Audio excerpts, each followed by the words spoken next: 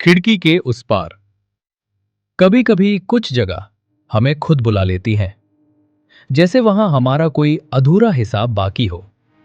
रात का अंधेरा, बारिश, पीछे बिजली की गराज, पहाड़ों के बीच एक पुराना हिल रिजॉर्ट। इस कहानी का हीरो विशाल, एक क्राइम जर्नलिस्ट। उसे एक अनजान ईमेल मिला था। ईमेल में सिर्फ इतना लिखा था, इस जगह पर एक सच्चाई दाबी है और उसे सिर्फ तुम ही उजागर कर सकते हो। विशाल रिजॉर्ट पहुंचता है। रिसेप्शन पर एक बुढ़ा केयरटेकर बैठे होता है। उसकी आवाज धीमी, आंखें थोड़ी सफेद। केयरटेकर कहता है, रूम नंबर 7, लोग वहां रुकना पसंद नहीं करते। विशाल मुस्कुराता है, मैं डरने वालों में से नहीं हूं। रूम 7 पुराना और अजीब था। धूल, पुराना फर्नीचर Anyone hear this? और एक टूटी हुई खिड़की। He's still here. Vishal Please help laptop me. खोलता है। तभी अचानक ओल्ड रेडियो खुद ब खुद ऑन हो जाता है।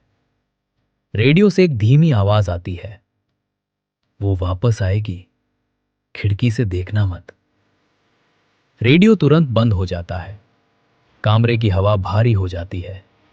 रात के 2 बजे खिड़की धीरे से चरमरती है। विशाल उठा।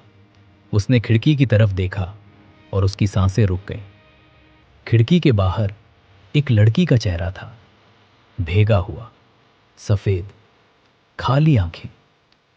वो खिड़की पर हाथ रखकर कुछ बोल रही थी, लेकिन आवाज नहीं आ रही थी। विशाल डर कर खिड़की खोलता है और एक पल में लड़की गायब हो जाती है। बस हवा का तेज झोंका अंदर आता है।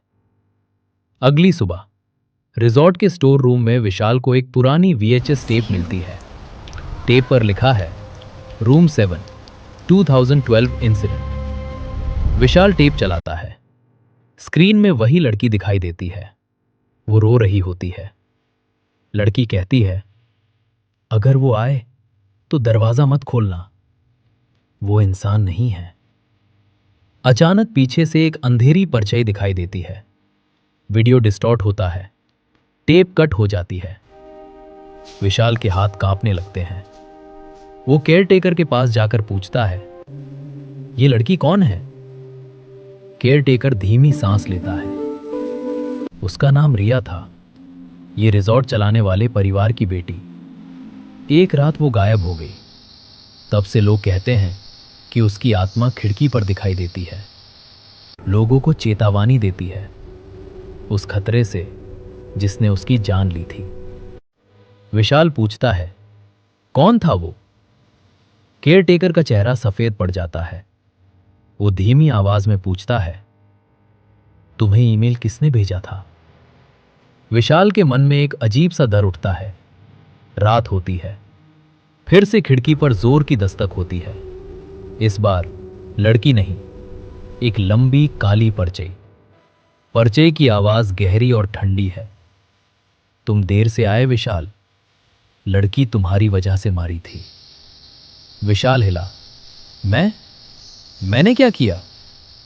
परछाई करीब आकर कहती है, उसने तुम्हें ईमेल किया था, मदद मांगी थी। तुमने उसकी बात को झूठ समझकर इग्नोर कर दिया। अगर तुम उसका सच लिख देते तो वो जिंदा होती। विशाल की आंखों में शौक भर जाता है। उससे सब याद आता है। 1 साल पहले एक लड़की ने उससे हेल्प मांगी थी, पर विशाल ने उसे फेक कंप्लेंट समझकर रिप्लाई भी नहीं किया था। वही लड़की रिया थी।